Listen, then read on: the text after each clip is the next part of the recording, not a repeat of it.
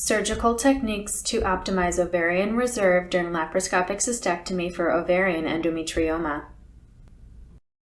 This protocol describes several fertility-sparing techniques performed during cystectomy for ovarian endometrioma.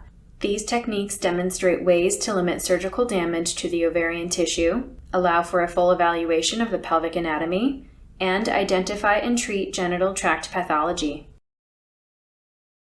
The following is demonstrated with a patient example obtained with written informed consent for the use and publication of medical data, video, and related images for educational and scientific purposes. This protocol follows guidelines of our institution's Human Research Ethics Committee. We will discuss the case of a 32-year-old woman desiring future fertility.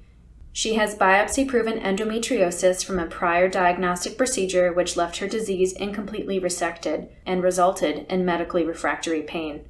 She was a candidate for minimally invasive approach to resect endometriosis. Step 1. The preoperative evaluation. Every patient should complete an in-person consultation to obtain a thorough history and physical exam. Additionally, the patient should be screened to determine which preoperative imaging study may be helpful. Transvaginal ultrasonography is a standard imaging modality, as it usually provides adequate visualization and resolution of the uterus, posterior cul-de-sac, right adnexa, and left adnexa.